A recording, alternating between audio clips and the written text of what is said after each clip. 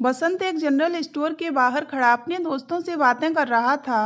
उसे आज फिर विशाखा दिखाई दे गई। विशाखा उसके पास से निकली तो उसके दिल में आंधियां उठने लगीं। उसने पहले भी कई बार आते जाते विशाखा को देखकर सोचा, धोखेबाज, कहती थी मेरे बिना जी नहीं सकती। अब यही सब अपने दूसरे पति से कहती होगी। बकवास करती हैं ये औरतें। फिर अगले ही पल उसके मन से आवाज आई कि तुमने भी तो अपनी दूसरी पत्नी से यही सब कहा था। बेवफा तुम हो या विशाखा। वह अपने दोस्तों से विदा लेकर अपनी गाड़ी में आ बैठा और थोड़ी दूर पर ही सड़क के किनारे गाड़ी खड़ी करके ड्राइविंग सीट पर सिर टिकाकर विशाखा के बारे में सोचने लगा। बसंत ने विशाखा से प्रेम विवाह किया था। विवाह को 2 साल ही हुए थे कि बसंत की माँ उमा देवी को पोता पोती का इंतजार रहने लगा। उन्हें अब विशाखा की हर बात में कमी दिखने लगी थी। विशाखा सोचती क्या करे। उसके सिर पर माँ का साया था नहीं और पिता अपाहिज थे। बरसों से वे बिस्तर पर पड़े थे। एक ही शहर में होने के कारण वह पिता के पास अक्सर चक्कर लगाती रहती थी। उसकी एक रिश्ते की बुआ और एक नौकर उसके पिता प्रेम शंकर का ध्यान रखते थे।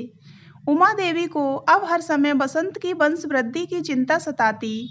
विशाखा उनकी हर कड़वी बात चुपचाप सहन कर जाती। सोचती जो बात कुदरत के हाथ में है उस पर अपना खून जलाना बेकार है। वह आराम से घर के कामों में लगी रहती। उसे परेशानी तब होती जब बसंत को उससे कोई शिकायत होती। वह बसंत को इतना प्यार करती थी कि उसकी बाहों में पहुंचकर बसंत कह उठता, तुम किस मिट्टी की बनी हो, पहले दिन की तरह आज भी कितनी सुंदर दिखती हो। विशाखा हंसकर उसके सीने से लग जाती और इस तरह 5 साल बीत गए थे। बसंत के ऑफिस से आने के समय विशाखा उसे तैयार हंसती मुस्कुराती मिलती। उमा देवी को यह पसंद नहीं था। एक दिन वे बसंत से बोली, तुम उदास और दुखी क्यों रहते हो। बसंत हंसा, क्या हुआ है मुझे, अच्छा तो हूँ। बिना बच्चे के भी कोई जीवन है, बच्चों से ही तो जीवन में रौनक आती है। उमा देवी बोली, माँ दुनिया में हजारों लोग हैं जिन्हें बच्चे नहीं हैं। बसंत शांत रहते हुए बोला, तुम ढंग से डॉक्टर को दिखाते क्यों नहीं हो। अभी तक इस बारे में गंभीरता से नहीं सोचा था माँ, अगले हफ्ते दिखाता हूँ। यह कहकर बसंत अपने कमरे में चला गया। विशाखा बसंत के लिए चाय लेकर आई तो बसंत की मुखमुद्रा देखकर समझ गई कि माँ बेटे में क्या बातें हुई होंगी। फिर डॉक्टर, चेकअप, टेस्ट का सिलसिला शुरू हुआ और जब रिपोर्ट आई कि विशाखा कभी माँ नहीं बन सकती तो विशाखा के आंसू रुकने का नाम ही नहीं ले रहे थे। बसंत विशाखा को समझाता रहता कि हम किसी अनाथालय से बच्चा गोद ले लेंगे, लेकिन उमा देवी किसी पराये बच्चे को स्वीकारने के लिए तैयार नहीं हुई। बसंत उन्हें भी समझाता, माँ जमाना कहाँ से कहाँ पहुँच गया है और आप अपने पराये में उलझी हुई हैं। बसंत के बचपन में ही उसके पिता का देहांत हो गया था। उमा देवी ने बड़ी मेहनत से बसंत को पढ़ाया लिखाया था। बसंत माँ का दिल कभी नहीं दुखाना चाहता था। उमा देवी अब कभी कभी बसंत को अपने पास बैठा कर दूसरे विवाह की बात करती तो वह चुपचाप उठकर अपने कमरे में चला जाता। अब बच्चे के नाम पर बसंत की ठंडी आहें विशाखा को अंदर तक चीरने लगीं। बसंत की वही आंखें जो पहले उसके प्यार के विश्वास से लबालब नजर आती थीं, अब निरादर और अवहेलना के भाव दर्शाने लगी थीं। बसंत लाख अपने भावों को छिपाने का प्रयास करता, लेकिन विशाखा उसकी हर धड़कन, उसकी हर नज़र पहचानती थी। मन ही मन घुटती रहती विशाखा। चारों ओर कुहासा सा नजर आता उसे। जीवन के सफर में साथ चलते चलते अब दोनों के हाथ एक दूसरे से छूटने लगे थे। एक दिन विशाखा अपने पिता को देखने गई। उनकी तबीयत बहुत खराब थी। बसंत ने फोन पर कह दिया, तुम जितने दिन चाहो उतने दिन रह लो। विशाखा ने पूछा, तुम्हें परेशानी तो नहीं होगी। नहीं, सपाट स्वर में कहकर बसंत ने रिसीवर रख दिया। विशाखा हैरान रह गई कि यह वही बसंत है जिसने इतने सालों में 2 दिन के लिए भी पिता के पास नहीं छोड़ा था। सुबह छोड़ता तो शाम को अपने साथ ले जाता था। उसे लगा बसंत सचमुच पूरी तरह बदल गया है और फिर बसंत ने न फोन किया न आया ही। विशाखा फोन करती तो अनमना सा हाँ हूँ में जवाब देकर रिसीवर रख देता। एक बार भी बसंत ने विशाखा को घर आने के लिए नहीं कहा और अब 2 महीने बीत गए थे। विशाखा को रोज उसका इंतजार रहता। प्रेम शंकर बोल तो नहीं सकते थे, मगर देख तो सकते थे। उनकी हालत बिगड़ती जा रही थी। आंखों में विशाखा के प्रति चिंता व दुख साफ दिखाई देता था। एक दिन बसंत ने तलाक के पेपर भेज दिए और उसी दिन शाम को किसी से विशाखा का सारा सामान भी भिजवा दिया। विशाखा के घर में सन्नाटा फैल गया। जिसे दिल की गहराई से इतना प्यार किया था, वह ऐसा करेगा, विशाखा ने कभी सोचा नहीं था। इतना बड़ा धोखा। जिस आदमी को इतना प्यार किया, जिसके सुख में सुखी, दुख में दुखी हुई, वही आदमी इतना बदल गया। वह जितना सोचती उतना ही उलझती जाती।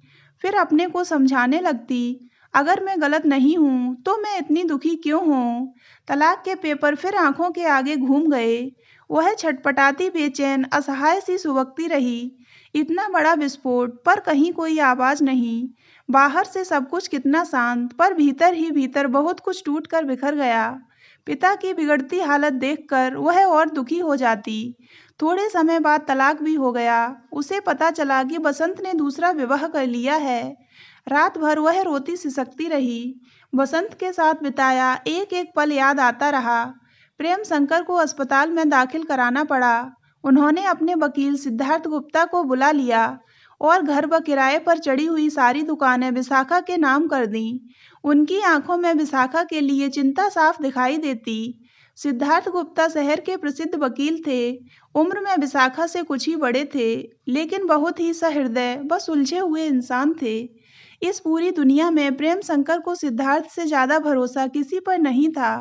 वे जब भी आते, विशाखा ने देखा था, प्रेम शंकर की चिंता कुछ कम हो जाती थी। विशाखा के विवाह के बाद भी सिद्धार्थ ही प्रेम शंकर का हर तरह से ध्यान रख रहे थे। प्रेम शंकर सिद्धार्थ को सालों से जानते थे। विशाखा से सिद्धार्थ की जितनी भी बातें होती, प्रेम शंकर के बारे में ही होती। विशाखा तलाकशुदा है, यह वे जानते थे, लेकिन विशाखा से इस बारे में उन्होंने कभी कुछ नहीं पूछा था। बसंत के दुख के साथ साथ पिता की आंखों में बसी चिंता विशाखा को और व्याकुल किए रहती। उसकी बुआ और नौकर घर संभालते रहे। वह अस्पताल में प्रेम शंकर के पास थी। सिद्धार्थ आते जाते रहते। एक दिन सिद्धार्थ जाने लगे तो विशाखा बोली, एक व्यक्तिगत प्रश्न पूछना चाहती हूँ आपसे। सिद्धार्थ ने देखा प्रेम शंकर नींद में है और विशाखा बहुत परेशान है। वह कुछ कहने की हिम्मत जुटा रही है, अतः बोले, पूछिए, आपने विवाह क्यों नहीं किया।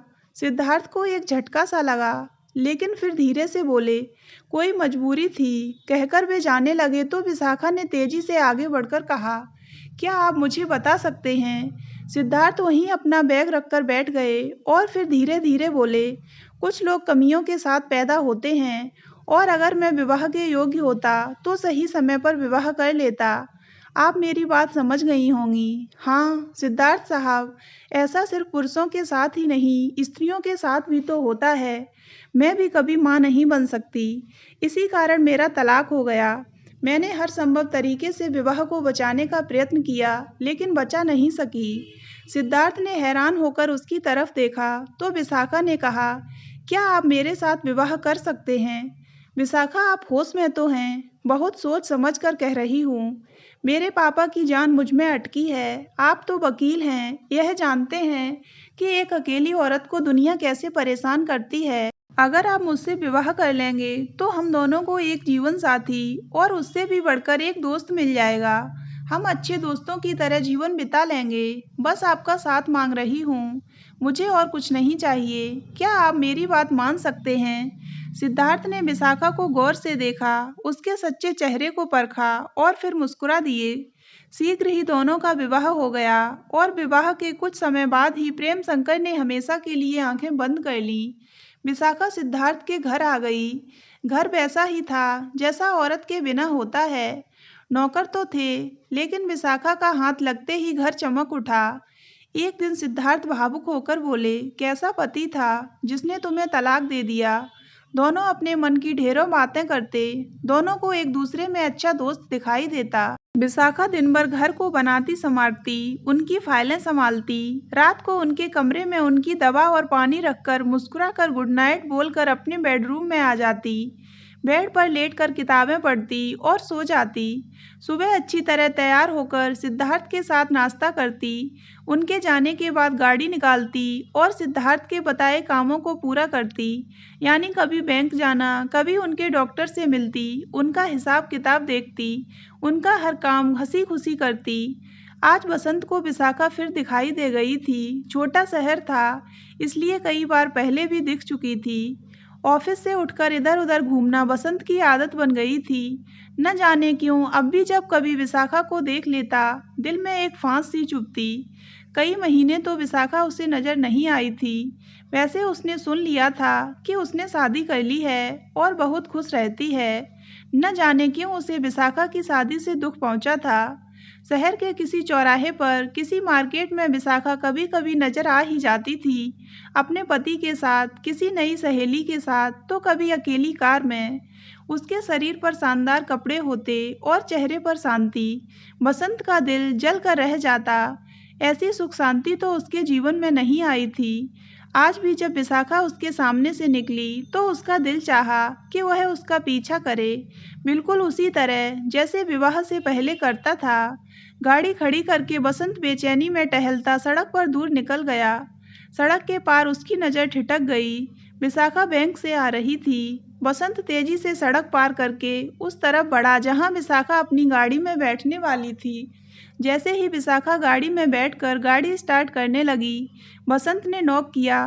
विशाखा देखती रह गई। वह कभी सोच भी नहीं सकती थी कि इस तरह बसंत से मुलाकात हो जाएगी। वह कुछ बोल ही नहीं पाई। बसंत ने कहा, क्या गाड़ी में बैठकर बात कर सकता हूँ? विशाखा ने पल भर सोचा, फिर कहा, नहीं, आपको इस तरह बात करने का कोई हक नहीं है अब। बसंत को धक्का सा लगा। वह टूटे स्वर में बोला, बस थोड़ी देर, फिर खुद ही उतर जाऊंगा। कौन सी बातें आपको 3 साल बाद याद आ गई हैं? बसंत बैठता हुआ बोला, बहुत बदल गई हो। क्या खुश हो अपने जीवन से? कैसा है तुम्हारा पति? वे बहुत अच्छे हैं और उन्हें बच्चे की भी कोई इच्छा नहीं है। बच्चे के लिए वे पत्नी को धोखा देने वाले इंसान नहीं हैं। विशाखा ने सख्त स्वर में कहा। बसंत झूठ नहीं बोल सका, कोई बात न बना सका। चोर की तरह अपने दिल का हर राज उगलने लगा। विशाखा, मुझे देखो, मैं खुश नहीं हूँ। विशाखा ने पलटकर उसकी तरफ देखा। सच में वह खुश नहीं लग रहा था। उसका हुलिया ही बदल गया था। वह बहुत सुंदर हुआ करता था, लेकिन आज बदसूरत सा और बेहाल लग रहा था।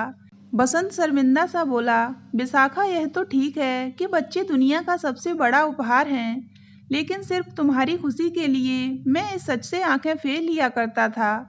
लेकिन जब माँ ने दूसरे विवाह की बातें की तो मेरी इच्छा भी जाग उठी। मेरे जुड़वां बच्चे हुए। मैंने दुनिया की सबसे बड़ी खुशी देख ली है।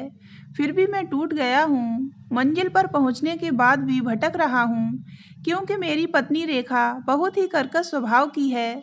वह समझती है मैंने बच्चों के लिए ही शादी की है। उसे अपने सिवाय किसी का ख्याल नहीं। कहती है कि बच्चे तुम्हारी जिम्मेदारी हैं। बहुत ही फूहड़ और बदमिजाज लड़की है। माँ से बात बात पर उसका झगड़ा होता है।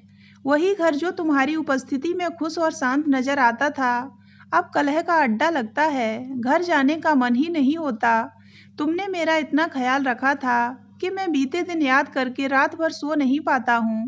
बहुत दिन बाद मुझे पता चला कि संसार की सबसे बड़ी खुशी तुम्हारे जैसी पत्नी है। मैं तुम्हें कभी नहीं भूल सका और मानता हूँ कि बच्चे का न होना इतनी बड़ी कमी नहीं, जितनी बड़ी तुम्हारी जैसी पत्नी को ठुकराना है। विशाखा ने बेरुखी से पूछा, क्या यही वे बातें हैं जो आप करना चाहते थे? विशाखा, मुझे यकीन है तुम भी मेरे बिना खुश तो नहीं होगी। मैंने तुमसे अलग होकर अच्छा नहीं किया। हम अच्छे दोस्तों की तरह तो रह सकते हैं ना। मैं तुम्हें अब भी प्यार करता हूँ विशाखा। तुम्हारे लिए प्यार जैसा पवित्र शब्द एक खेल बनकर रह गया है। मेरे पति का प्रेम कितना शक्तिशाली है तुम सोच भी नहीं सकते। उनके निश्चल निर्मल प्रेम के प्रति मेरा मन श्रद्धा से भर उठा है। हमारे रिश्ते में विश्वास, समर्पण, आदर और अपनापन है। और जब भी मैं उनके साथ होती हूँ तो मुझे लगता है कि मैं एक घनी छाया में बैठी हूँ, निश्चिंत, सुरक्षित और बहुत खुश। कहते कहते विशाखा ने बसंत की तरफ का दरवाजा खोल दिया। अब आप जा सकते हैं। बसंत ने कुछ कहना चाहा, लेकिन विशाखा पहले ही बोल पड़ी, अब और नहीं। और फिर बसंत के उतरते ही उसने गाड़ी आगे बढ़ा दी और अपने दिल में सिद्धार्थ के प्रेम की भीनी भीनी सुगंध से सराबोर घर पहुंची तो सिद्धार्थ उसे देखते ही मुस्कुरा दिए।